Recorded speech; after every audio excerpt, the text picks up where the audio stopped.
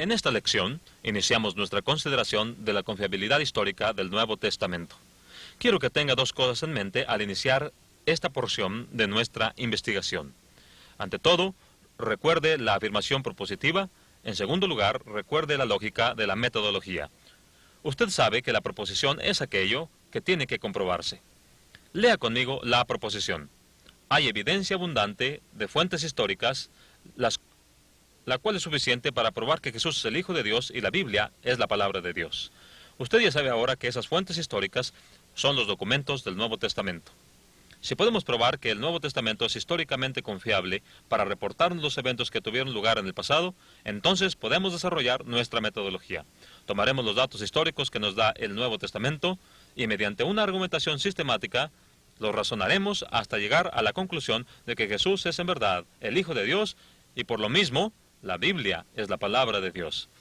Ahora, hay otra base sobre la cual tenemos que trabajar, y esta es que dependemos totalmente de los documentos del Nuevo Testamento para obtener una descripción de la personalidad de Jesucristo.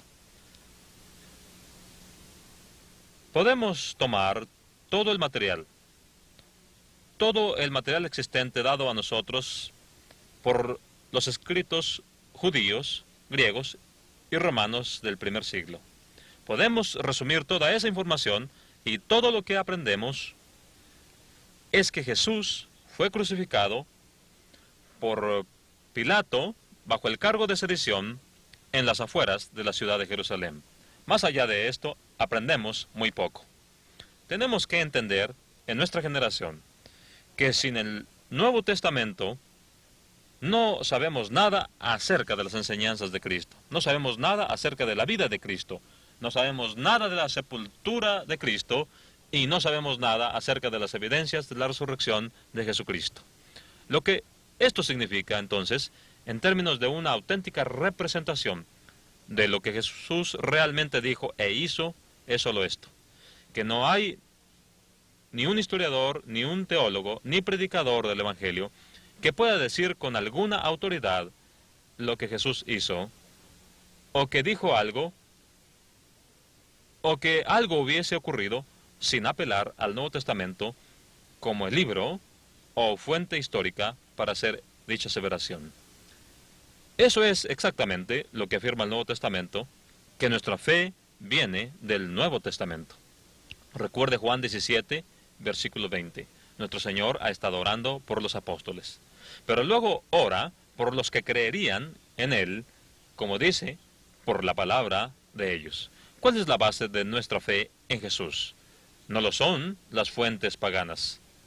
No es Josefo, y ciertamente no es ninguna clase de experiencia existencial o sentimiento subjetivo. Cristo ha dicho que la base de nuestra fe es el testimonio de los apóstoles. El apóstol Pablo afirmó de otra manera esto en Romanos capítulo 10, versículo 17, cuando dijo de manera sencilla: la fe viene por el oír y el oír por la palabra de Dios. Ahora, puede que usted no crea que el Nuevo Testamento es la palabra de Dios. Está bien, pero cuando podemos demostrarle que el Nuevo Testamento es históricamente confiable, entonces, crea usted o no que Jesús es el Hijo de Dios, crea usted o no que la Biblia es la palabra de Dios, una cosa sí es segura: si es un libro de historia, entonces cuando dice que Jesús hizo ciertas afirmaciones, entonces las hizo. Y cuando dice que Jesús hizo ciertas cosas, entonces sí las hizo. Y si esas obras son suficientes para comprobar sus afirmaciones, entonces la razón tiene que ir a juicio en base a la evidencia y llegar a una conclusión con respecto a quién exactamente era Jesucristo y qué es realmente el Nuevo Testamento. Entonces, nuestra fuente total de material en cuanto a Cristo son los documentos del Nuevo Testamento, y debemos creer en Él como históricamente confiable. El primer lugar donde empezaremos es una contribución que la arqueología ha hecho que demuestra la confiabilidad histórica del Nuevo Testamento. Ya hemos mencionado al señor F.F. Bruce como profesor en Rylands en la Universidad de Manchester. Él ha hecho la observación de que el año 1798 es la fecha de nacimiento de la arqueología moderna. Según entiendo, ya había un buen número de años de investigación arqueológica llevada a cabo antes de esta fecha, efectuada de una manera muy aceptable y científica. pero parece de una manera u otra ser la fecha en que la arqueología tuvo su principio como una verdadera rama del saber. Bueno, eso nos da entonces como 200 años o más de artefactos arqueológicos que se reflejan sobre lo que la Biblia dice. Esto es interesante desde el punto de vista del principio de la arqueología. De un libro escrito por Brian M. Fagan, titulado El ultraje del Nilo, hace esta observación que nos lleva a los principios de la arqueología. Dice que en el año de 1798, Napoleón autorizó el montaje de una expedición para capturar Malta y Egipto. Afirma que el 19 de mayo zarpó de Talón con una flota de 328 naves y una fuerza expedicionaria de 38.000 hombres para conquistar Egipto. Bueno, eso resultó ser un fiasco, pero resultó un triunfo maravilloso para la Biblia. Añade que desembarcó en la bahía de Abukir, cerca de Alejandría, el 1 de julio. La expedición fue acompañada por miembros de una comisión especial, científica y artística, seleccionada por Napoleón mismo, para proveer un trasfondo cultural y tecnológico a los planes de colonización. Y concluye diciendo que la comisión consistía de 167 científicos y técnicos. Este es el inicio de la arqueología moderna. 200 o más años de investigación de arqueología, desenterrando artefactos del antiguo suelo, se reflejan sobre las afirmaciones bíblicas sin una sola contradicción entre los hallazgos arqueológicos y las afirmaciones bíblicas. Ahora, eso ha aliviado los temores de muchos en cuanto a si el Nuevo Testamento es históricamente confiable. Ahora, la arqueología no comprueba toda la Biblia de ningún modo, pero ciertamente confirma muchas de sus afirmaciones. Ahora, nuestro siguiente estudio es lo que me deleito en llamar documentación contemporánea. Ya sabe usted lo que es un documento. Es algo escrito que testifica sobre una cosa. También sabe lo que significa la palabra contemporáneo. Yo soy su contemporáneo. No me he extinguido, estoy vivo. No soy del pasado, soy del presente. Y quien es su contemporáneo está con usted. Bueno, he aquí el punto. Que en el tiempo en que los escritores del Nuevo Testamento escribieron, cuando Mateo escribió su Evangelio y Marcos el suyo, cuando Lucas escribió Lucas y Juan escribió su Evangelio, mientras Pablo escribía sus cartas y Santiago y Judas las suyas, había contemporáneos, hombres, algunos de los cuales ya hemos mencionado, como Tácito y Josefo, quienes también escribieron sus obras. Ahora, recuerde que Tácito no solo habló del Jesús histórico. Hombres como Josefo no solo hablaron del Cristo histórico. Estos hicieron algo más en ese aspecto que confirmar la confiabilidad histórica del Nuevo Testamento. Cuando estos hombres escribieron sus registros históricos, pusieron sus relatos en el contexto histórico. Recuerde que el contexto histórico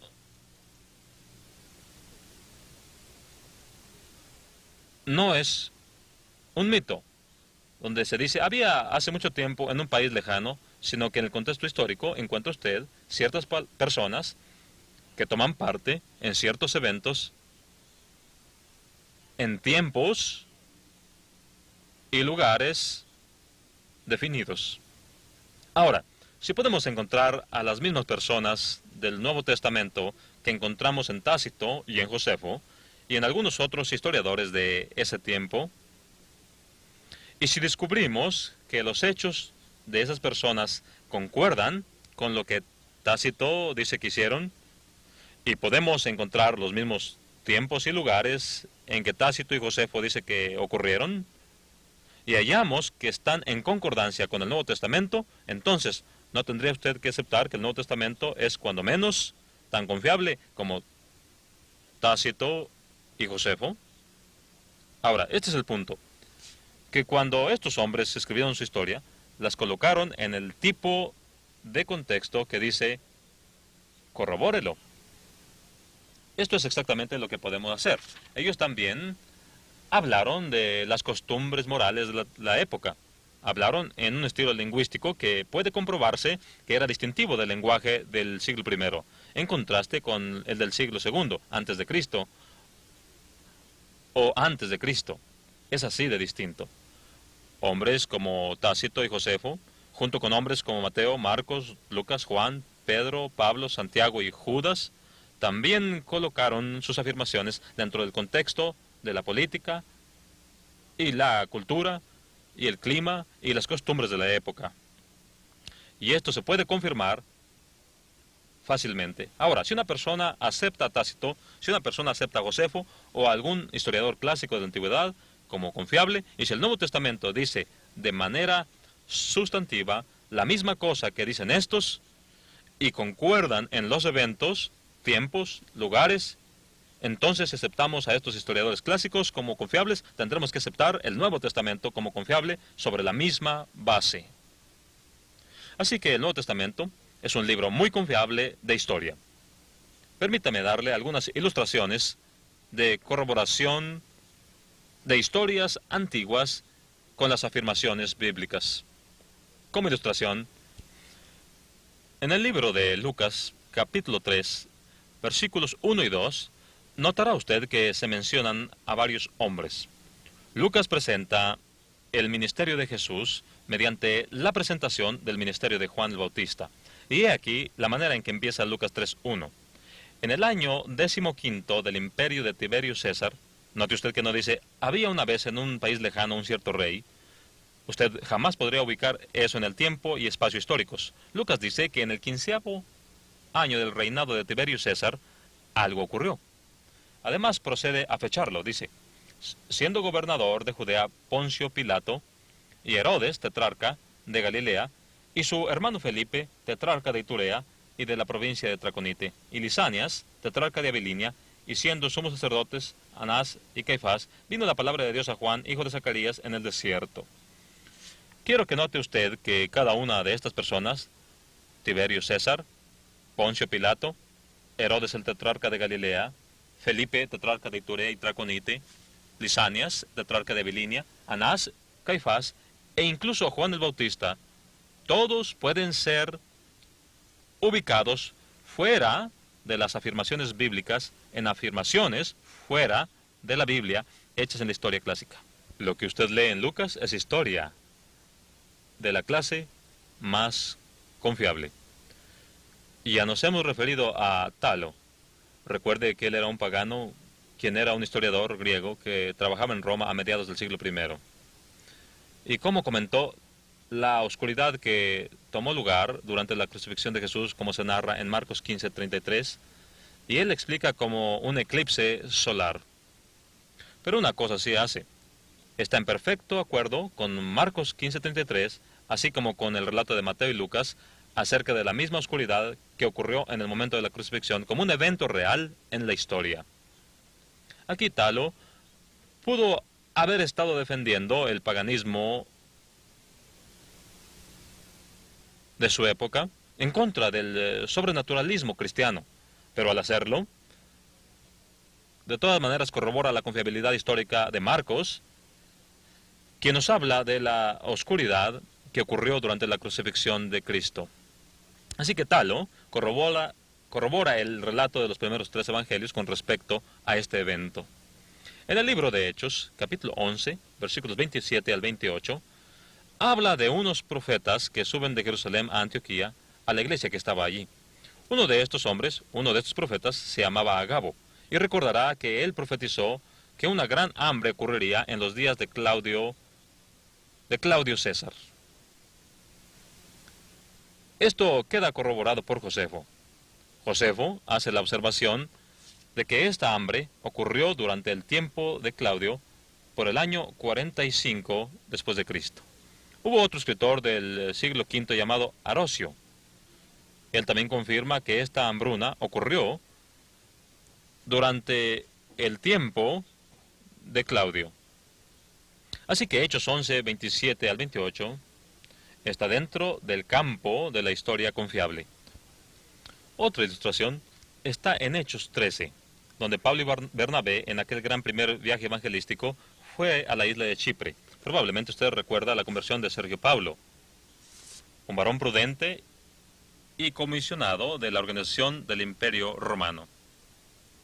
F.F. Bruce nos dice que tenemos en nuestro poder un documento escrito por Sergio Paulo en donde estimula a su hermana a convertirse al cristianismo.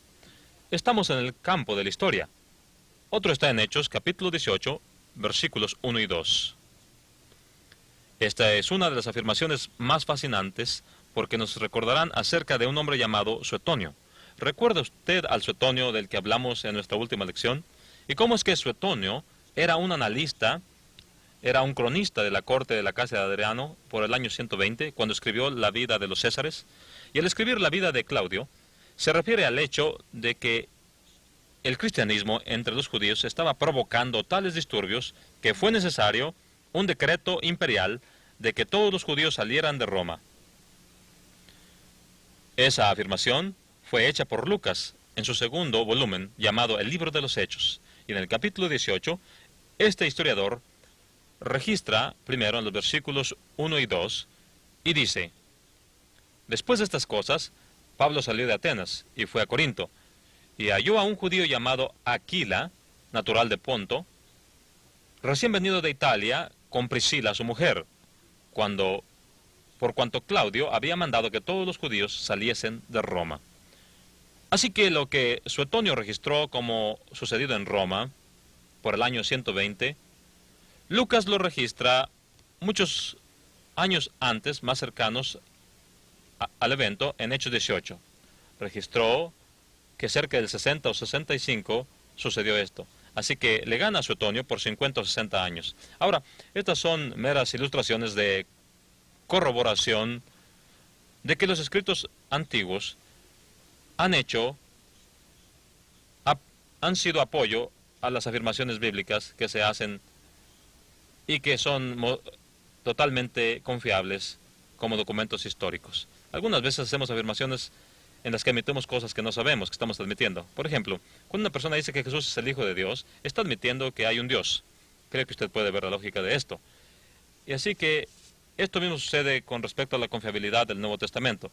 Con toda la información que tenemos y que nos viene de fuentes antiguas, usted esperaría que un ateo admitiera que Jesús fue una persona auténtica en la historia.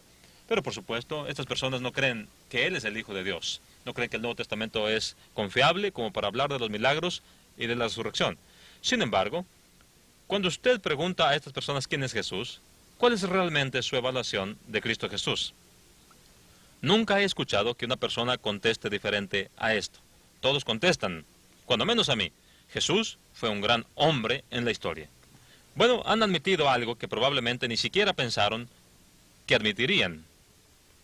Acaban de admitir, hasta cierto grado importante, que el Nuevo Testamento es un libro de historia que es confiable para relatar los eventos en los días de Cristo. He aquí por qué. El Nuevo Testamento es la única fuente que tenemos para informarnos de la grandeza de Jesús. Recuerde que al principio de esta lección hicimos la observación de que podemos tomar toda la evidencia que tenemos de los escritos del primer siglo, judíos, griegos, romanos, y resumirlos, y todo lo que aprendemos acerca de Jesús sin el Nuevo Testamento es que vivió, de que fue crucificado por Poncio Pilato en las afueras de la ciudad de Jerusalén, bajo el cargo de sedición. Más allá de esto, apenas aprendemos algo. Así que si una persona admite que Jesús fue un gran hombre en la historia, lo que está diciendo es que el Nuevo Testamento es confiable para decirnos de esa grandeza, porque es el único documento que poseemos que nos dice la grandeza de Jesús. Es interesante que tenemos tanta evidencia de que Jesús existió y de que el Nuevo Testamento es confiable para decirnos lo que hizo y sus afirmaciones o qué sucedió, y los hombres admiten hoy, hasta cierto punto, lo sepan o no, que el Nuevo Testamento es históricamente confiable.